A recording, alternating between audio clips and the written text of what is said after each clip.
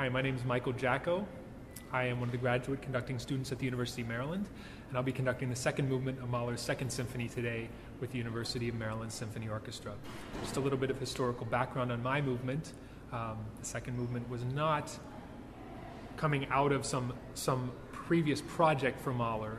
In the instance of the third movement, it was already an existing song. The fourth and fifth movements are based on other texts. The first movement had already been written before the rest of the symphony, so the second movement is this nice little idyllic Landler setting, sort of a German country waltz that kind of has a hard time fitting in with the rest of the piece. So Mahler, as he was compiling his symphony, he had already written the first movement. He added the second movement right after that, but in order to justify the transition from the stormy end of the first movement, which we unfortunately won't hear tonight, to the light-hearted beginning of the second movement, he asked conductors and performers to pause for 5 minutes. It's a really long time when you're standing and sitting on stage. 5-minute pause between the first and second movement. So fortunately, I won't be standing on the podium for 5 minutes before beginning tonight, but generally it's a stark contrast in terms of its character from the previous movement. And it does stand alone effectively as a nice, idyllic, fun movement.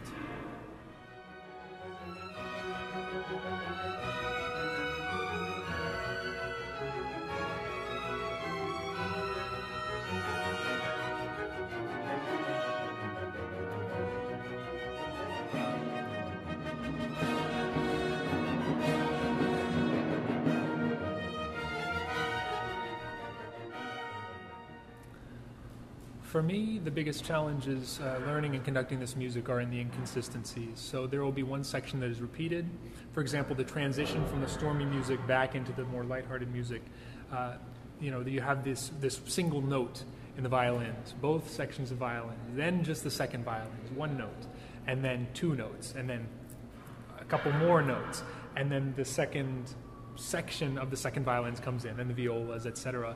And then the second time that transition happens, it's not quite identical. You have different sections coming in at different times. It's just really hard to get set and keep straight in your brain. And you want to make sure you're looking at the right people at the right times and helping them to play. The other challenge was of rubato and finding ideas about the music that were not over the top, but at the same time not boring. So, for example, in the more lighthearted waltz sections, you have beautiful melodies in the violins, cellos, and the woodwinds, and you don't want to necessarily keep every beat the same. It gets really boring that way. So at the end of each phrase, you can kind of push and then pull the tempo back, and then push it forward again. And that sense of rubato is really important to keeping the piece interesting, and it's also a big challenge in terms of keeping everybody together while changing the tempo every beat.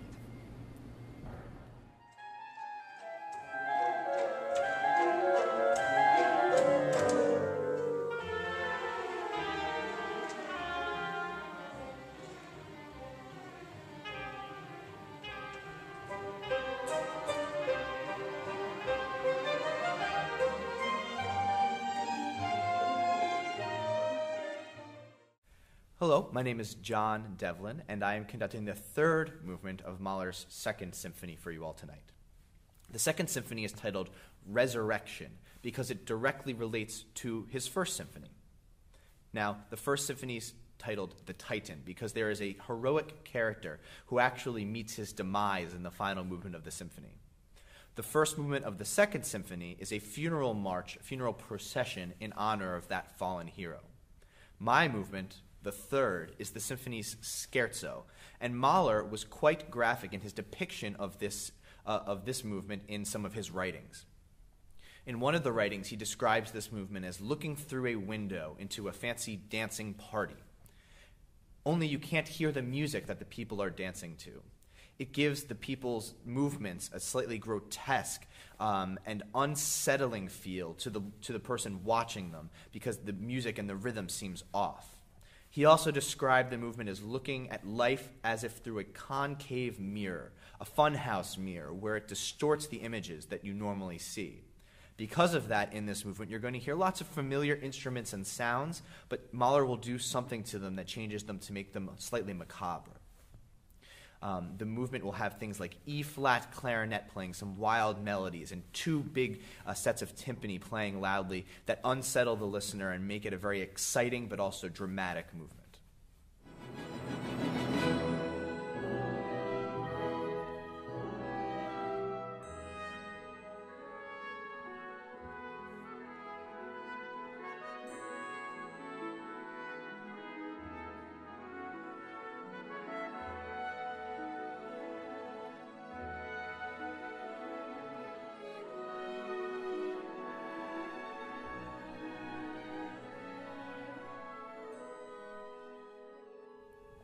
Gustav Mahler is famous for saying that a symphony should contain in it the entire world.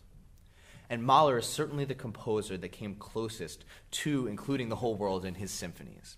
There are 9 complete symphonies and a 10th unfinished symphony, and they are the largest pieces in the traditional classical repertoire. In the symphony we'll hear tonight, the second, we'll only hear 2 movements, but it's enough to get a taste of what audiences have come to love about Mahler's music. Beautiful lyric writing that touches the heart is combined with grotesque and macabre music that really evokes fear and passion in the listener. And for these reasons, audiences have fallen in love with Mahler's music, written over 100 years ago, because it still speaks to us viscerally today as a combination of all of the elements that we experience within our own lives.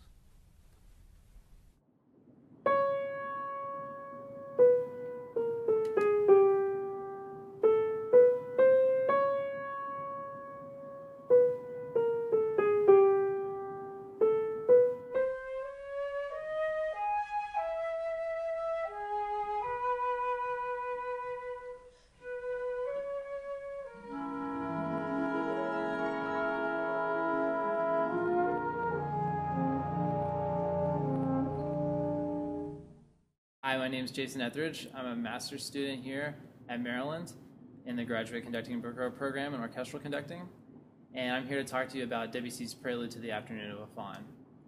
Debussy was writing music around the turn of the 20th century and beginning what we call the modern period of music, perhaps. And the music it was inspired by a poem that he came across that was about a faun. And the poem really spoke to him, and he sought to depict it through music, the atmosphere of the poem.